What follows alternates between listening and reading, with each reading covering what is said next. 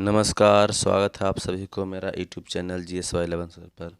बच्चों, पिछले वीडियो में हम लोग भारतीय भवन का जितना ऑब्जेक्टिव था सब किए थे। सभी बच्चों का यही डिमांड है कि जो बुक में जो आपके कोचिंग में चलता है बुक भारतीय भवन, उसका पूरा अति लघुत्तरीय प्रश्न करा दिया जाए। तो आज हम लोग भारतीय भवन का अति लघुत्तरीय प्रश्न करने वाले हैं।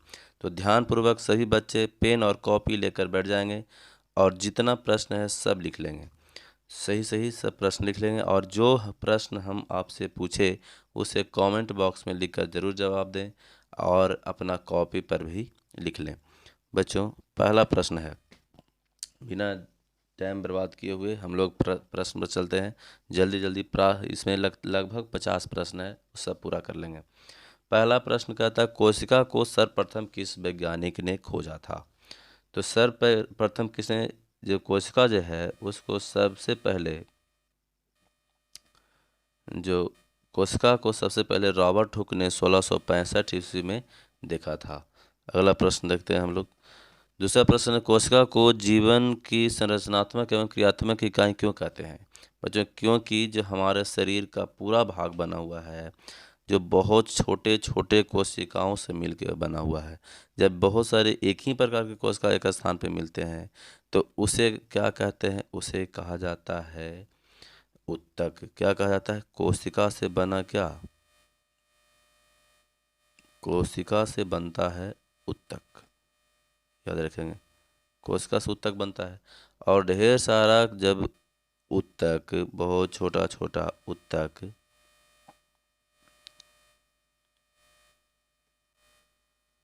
वन मिनट प्लीज, पेन खराब हो गया है, ठीक। और बहुत सारा उत्तक एक साथ जब मिलते हैं तो अंग बनाता है और बहुत सारे अंग एक साथ मिलते हैं तो अंग तंत्र, और अंग तंत्र मिलकर हमारे शरीर बना हुआ है।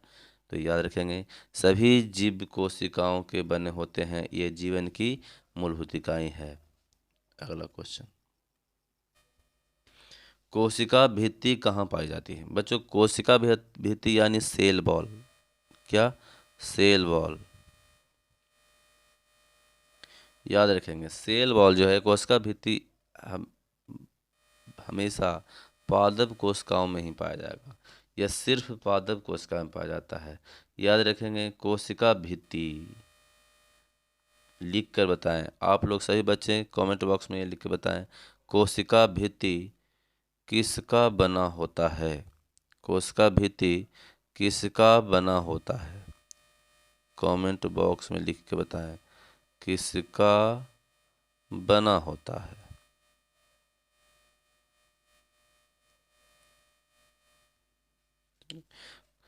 पहले आप लोग का क्वेश्चन है क्या कि कोशिका भित्ति किसका बना होता है, ये लिख के बताएंगे। अगला क्वेश्चन, कौन सा कोशिकांग सक्रिय श्वसन स्थल है? बच्चों, श्वसन स्थल जब पूछ रहे तो माइटोकॉन्ड्रिया, और माइटोकॉन्ड्रिया का जो खोज किए थे अल्टमैन ने। माइटोकॉन्ड्रिया का खोज किसने किया थे? अल्टमैन। यह कोशिका का पावर ग्रिड कहा जाता है, यानी कोशिका का रसोई घर के नाम से जाना जाता है। यहीं पर ग्लूकोज का जो क्या होता है, ऑक्सीश्वसन होता है। अगला क्वेश्चन देख, और हाँ, माइटोकॉन्ड्रिया से एक क्वेश्चन आप लोग का है, माइटोकॉन्ड्रिया का आंतरिक संरचना क्या कहलाता है? आप लोग लिख के बताएं, माइटोकॉन्ड्रिया का आंतरिक संरचना क्या कहलाता है? अगला क्वेश्चन, किस कोशिकांग को आत्महत्या की थैली कहा जाता है? बच्चों, लाइसोसोम को आत्महत्या की थैली कहा जाता है क्योंकि इसमें हाइड्रोलाइटिक एंजाइम पाया जाता है। क्या पाया जाता है? Hydrolytic enzyme. हाइड्रोलाइटिक एंजाइम पाया जाता है। और सब लोग ये लिख के बताएं, इसका खोज किस वैज्ञानिक ने किया था? इसको लाइसोसोम का खोज किसने किया था? अगला प्रश्न, कोशिका के अंदर प्रोटीन संश्लेषण कहाँ होता है? तो बच्चों, कोशिका के अंदर प्रोटीन संश्लेषण जो होता है राइबोसोम के अंदर होता है। आप लोग ये लिख के बताएं, राइबोसोम जो पाया जाता है इंडोप्लाज्मिक रेटिकुलम के ऊपर पाया जाता है। तो कौन सा इंडोप्लाज्मिक रेटिकुलम के ऊपर पाया जाता है, ये लिख कर बताएं कमेंट बॉक्स में। अगला क्वेश्चन, बच्चों, जब भी हम कमेंट बॉक्स में लिखने कहें तो आप वीडियो को पॉज कर दें, पहले आंसर दे दें, उसके बाद आगे बढ़ें। चलिए देखते हैं, लवक यानी प्लास्टिड।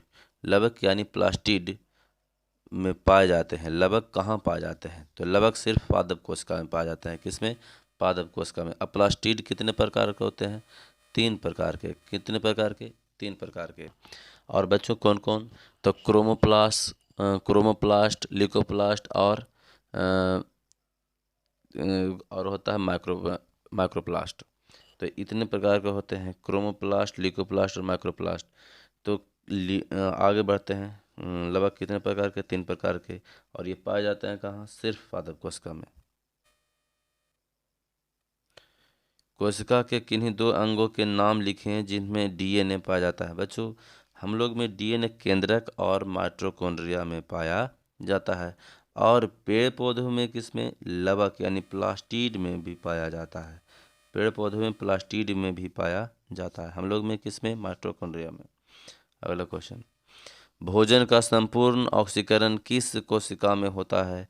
तो संपूर्ण पाचन कहाँ हो जाएगा? माइटोकॉन्ड्रिया में होगा। अगला क्वेश्चन देखते हैं, कोशिका भित्ति तथा कोशिका झिल्ली में मूलतः अंतर क्या है? तो ये जो कोशिका भित्ति जो होता है, कोशिका भित्ति तथा कोशिका झिल्ली में मूल अंतर, तो यह एक प्लांट सेल होता है। कौन? कोशिका भित्ति प्लांट सेल होता है, और एक मृत सेल भी होता है ना। और जो कोशिका झिल्ली होता है प्लांट सेल और एनिमल सेल दोनों में पाया जाता है, यह मृत नहीं होता है। इसे लिख लेंगे हम लोग। अगला क्वेश्चन, कोशिका झिल्ली को चयनात्मक परागमय झिल्ली कहा जाता है, क्यों? बच्चों, कहा है कि जो कोशिका झिल्ली है वह वही पदार्थ को कोशिका के अंदर जाने देता है जिसका आवश्यकता हो। अतः इसे क्या कहते हैं? अर्धपरागमय झिल्ली कहा जाता है।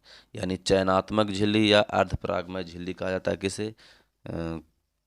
कोशिका झिल्ली को। तो इसका आंसर होगा कोशिका झिल्ली द्वारा कुछ ही पदार्थ अंदर या बाहर जा सकते हैं, सब पदार्थ नहीं। इसलिए कोशिकों चयनात्मक परागमय झिल्ली कहा जाता है, इसीलिए इसको चयनात्मक परागमय झिल्ली कहा जाता है। अगला क्वेश्चन देखते हैं, क्या पादप कोशिका में सेंट्रोसोम पाया जाता है? नहीं बच्चों, सेंट्रोसोम नहीं। पादप कोशिका में सेंट्रोसोम की जगह प्लेट सेल प्लेट पाया जाता है। अगला क्वेश्चन देखते हैं, हाँ, पादप कोशिका में सेंट्रोसोम पाया जाता है? नहीं, पादप कोशिका में सेंट्रोसोम नहीं पाया जाता है। अगला क्वेश्चन देखिए बच्चों, गोल्जी उपकरण कहाँ पाया जाता है? गोल्जी उपकरण यानी गोल्जी बॉडी कहाँ पाया जाता है? तो यह कोशिका के अंदर पाया जाता है। ल्यूकोप्लास्ट का क्या अर्थ है? ल्यूकोप्लास्ट का क्या अर्थ है? ल्यूकोप्लास्ट जो बच्चों, यह खाद्य संचयन का कार्य करता है। यह खाद्य संचयन का कार्य करता है। आप लोग बताएंगे, कमेंट बॉक्स में ज़रूर लिख के बताएं, जो प्लास्टिड है उसका कौन सा भाग भोजन को बनाने का कार्य करता है। अगला क्वेश्चन, अंतःप्रद्रवी जालिका के प्रकार यानी इंडोप्लाज्मिक रेटिकुलम का प्रकार कितना प्रकार के होते हैं? इंडोप्लाज्मिक रेटिकुलम कितने प्रकार के होते हैं? तो ये कितने प्रकार के? 2 प्रकार के होते हैं। कौन कौन? रफ इंडोप्लाज्मिक रेटिकुलम, और एक होता है स्मूथ इंडोप्लाज्मिक रेटिकुलम। तो जो रफ वाला होता है बच्चों, उस पर प्रोटीन का निर्माण होता है, क्योंकि रफ वाला पर राइबोसोम पाया जाता है। अगला क्वेश्चन देखते हैं, कौन सा कोशिकीय संरचना जीवन जीन का वाहक कहलाता है? कौन सा कोशिकीय संरचना जीन का वाहक कहलाता है? तो डीएनए। बच्चों कौन होगा? डीएनए। अगला क्वेश्चन, क्रोमैटिड धागे कब क्रोमोसोम की तरह दिखाई पड़ते हैं? क्रोमैटिड धागे कब क्रोमोसोम की तरह दिखाई पड़ते हैं? तो इसका आंसर होगा कोशिका विभाजन के समय क्रोमाटिन धागे क्रोमोसोम की तरह दिखाई देते हैं। नोट कर ले जाएंगे। अगला क्वेश्चन, जीन किसे कहते हैं? जीन बच्चों डीएनए का क्रियात्मक इकाई है। कौन? जीन। डीएनए के क्रियात्मक इकाई को क्या कहते हैं? जीन कहते हैं। अगला क्वेश्चन देखते हैं, क्रोमोसोम का निर्माण किन किन घटकों से हुआ है? क्रोमोसोम का निर्माण किन किन घटकों से हुआ है?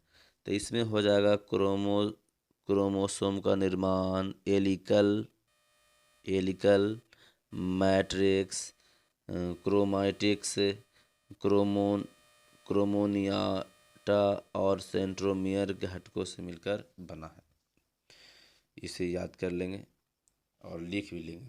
अगला प्रश्न देखते हैं, केंद्रक कहाँ पाया जाता है बच्चों? केंद्रक कहाँ पाया जाता है? केंद्रक जो है केंद्रिका यानी न्यूक्लियस, और जो केंद्रक है उसे न्यूक्लियस कहा जाता है। न्यूक्लियस कहाँ पाया जाता है? तो केंद्रिका केंद्रक के अंदर केंद्रक द्रव में पाया जाता है, याद रखें। किस प्रकार की कोशिका में केंद्रक नहीं पाया जाता है बच्चों? प्रोकैरियोटिक कोशिका में केंद्रक नहीं पाया जाता है।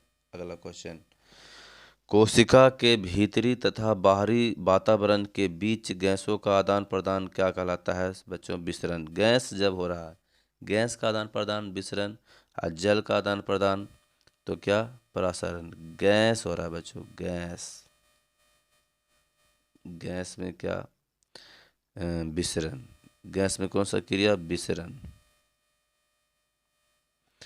और द्रव होता है क्या? द्रव में कौन सा होता है? परासरण।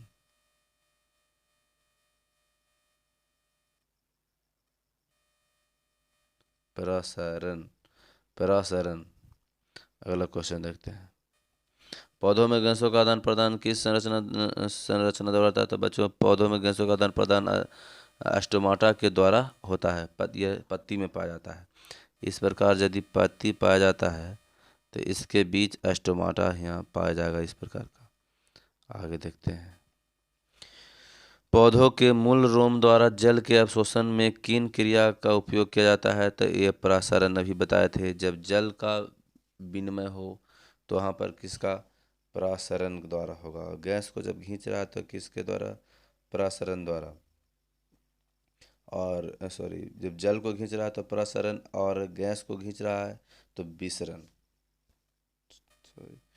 जीवों का शरीर किससे बना है? तो कोशिकाओं से बना है। जीवों का शरीर किससे बना है? कोशिकाओं से। 25 नंबर का क्या हो जाएगा? कोशिका आंसर। 26 में जो कहता है, बहुकोशिकीय जीवों का विकास एक कोशिका से किया द्वारा होता है। बहुकोशिकीय जीवों का विकास एक कोशिका से किस क्रिया द्वारा होता है? तो कोशिका विभाजन द्वारा। बच्चों, जब तक कोशिका विभाजन नहीं होगा तो हमारे शरीर में कोशिका का में वृद्धि नहीं होगा, तो ये बढ़ेगा नहीं है। हम लोग का शरीर बढ़ते जा रहा है, इसका मतलब हम लोग के शरीर में कोशिका विभाजन भी हो रहा है। चलिए अगला क्वेश्चन देखते हैं, एक ऐसे कोशिका का उदाहरण दें जो अपना आकार बदलती रहती है। तो आकार बदलने वाला में एक कोशिकीय जीव कौन? अमीबा। आंसर। अगला क्वेश्चन बच्चों, जीवों के शरीर में कोशिकाओं की संख्या किस पर निर्भर करता है? तो जीवों के शरीर में कोशिकाओं की संख्या उसके शरीर के बनावट पर निर्भर करेगा, जीवों के शरीर के आकार पर। बहुत अच्छा। अगला देख सकते हैं, केंद्रक के बारे में सर्वप्रथम किस वैज्ञानिक ने बताया था? केंद्रक के बारे में सर्वप्रथम किस वैज्ञानिक? तो रॉबर्ट ब्राउन। किसने बताया था? रॉबर्ट ब्राउन ने। अगला क्वेश्चन, यह किसने बताया कि नया कोशिकाओं का निर्माण पहले से मौजूद कोशिकाओं से होता है? तो किसने बताया था? बिरचाओ। किसने बताया था? बिरचाओ। अगला क्वेश्चन, कोशिका द्रव एवं केंद्रक को सम्मिलित रूप से क्या कहा जाता है? तो जीव द्रव ही कहा जाता है। क्या कहा जाता है? जीव द्रव। कोशिका द्रव एवं केंद्रक द्रव को सम्मिलित रूप से क्या कहा जाता है? जीव द्रव यानी प्रोटोप्लाज्म कहा जाता है। अगला क्वेश्चन देखते हैं, कोशिका भित्ति किसके कारण कड़ी और निर्जीव हो जाती है? तो बच्चों, यह सेलुलोज का बना होता है, जिस कारण यह कड़ी और कैसा हो जाता है? निर्जीव हो जाता है। सब याद कर लेंगे। सेलुलोज किसका बना होता है? सेलुलोज से बना होता है क्या? कोशिका भित्ति, जिस कारण यह मजबूत रहता है। झिल्ली युक्त कोशिकांग किन कोशिकाओं में पाए जाते हैं? झिल्ली युक्त तो यूकैरियोटिक कोशिका में पाए जाते हैं। अगला क्वेश्चन देखते हैं, अंतःप्रदवी जालिका कितने प्रकार की होती है? अंतःप्रदवी जालिका कितने प्रकार की? यानी इंडोप्लाज्मिक रेटिकुलम जो होता है बच्चों, अंतः प्रदबी जाल का कितने प्रकार के? इंडोप्लाज्मिक रेटिकुलम जो होता है वह होता है दो प्रकार के। एक होता है रफ इंडोप्लाज्मिक रेटिकुलम, एक होता है स्मूथ इंडोप्लाज्मिक रेटिकुलम। जो रफ होता है उस पर पाया जाता है क्या? राइबोसोम, और वह प्रोटीन का निर्माण करता है, अतः राइबोसोम को प्रोटीन का फैक्ट्री कहा जाता है। बच्चों अगला क्वेश्चन, गुच्छों में पाए जाने वाले राइबोसोम को क्या कहते हैं? तो गुच्छों में जो ढेर सारा राइबोसोम गुच्छा के रूप में पाया जा रहा है उसे कहते हैं पॉलीराइबोसोम। क्या कहते हैं? पॉलीराइबोसोम। अगला, पादप कोशिका में उपकरण लिख रहे हैं, गोल्जी बॉडी लिख रहे हैं। गोल्जी बॉडी को समानतः क्या कहते हैं? तो डिक्टियोसोम। क्या कहा जाता है? डिक्टियोसोम कहा जाता है। अगला क्वेश्चन, कोशिका की रसधानियाँ के चारों ओर से घेरने वाली झिल्ली को क्या कहते हैं? तो टोनोप्लास्ट। क्या कहते हैं? टोनोप्लास्ट। अगला क्वेश्चन, केंद्रक द्रव एवं कोशिका द्रव के बीच पदार्थों का आदान प्रदान छिद्रों द्वारा होता है? नहीं। किसके द्वारा? केंद्रक झिल्ली के द्वारा। अगला क्वेश्चन, क्रोमोटिन जालिका कहाँ पाया जाता है? तो ये पाया जाता है केंद्रक द्रव में। किसमें पाया जाता है? केंद्रक द्रव में। अगला क्वेश्चन, आरएनए का संश्लेषण कहाँ होता है? बच्चों आरएनए का संश्लेषण कहाँ हुआ था? केंद्रक में हुआ था। अगला क्वेश्चन देखते हैं,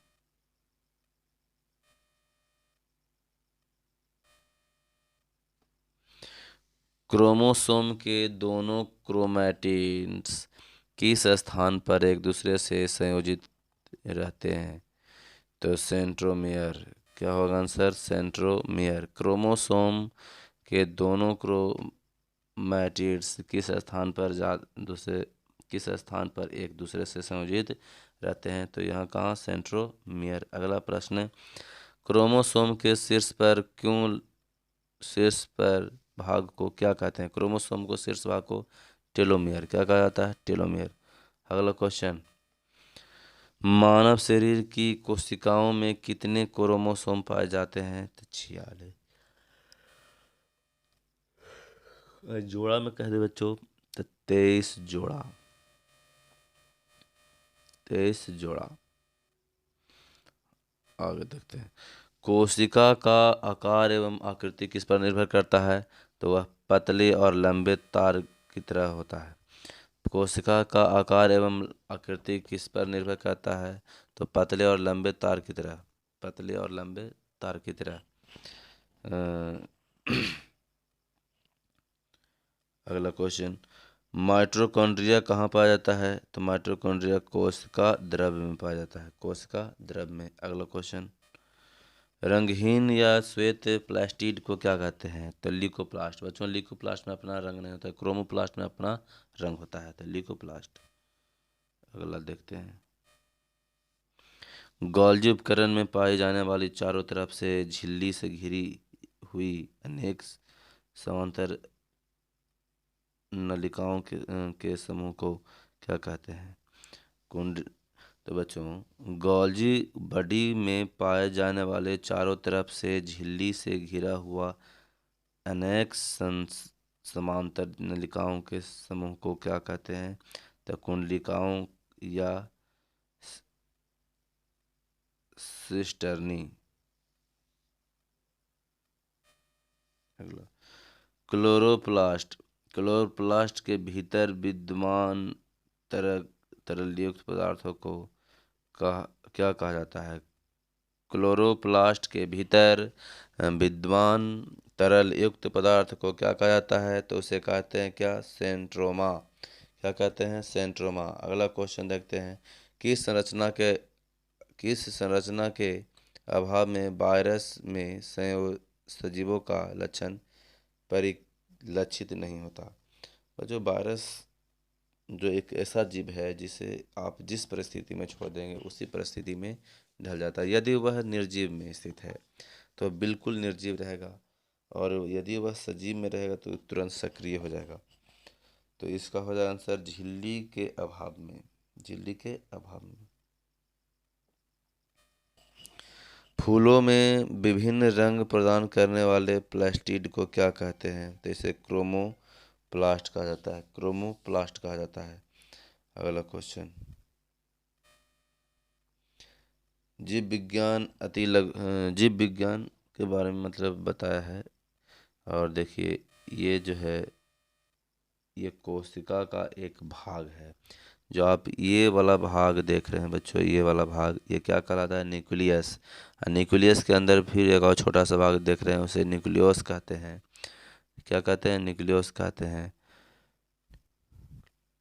अच्छा अब देखिए ये जो पीला कलर का दिखाई दे रहा है इसे रफ एंडोप्लाज्मिक रेटिकुलम।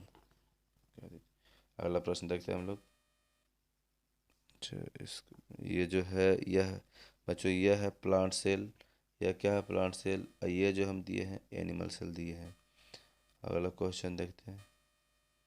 ये जो फोटो है बच्चों, ये फोटो आप लोग देख रहे हैं डीएनए। ये है क्या? DNA, DNA.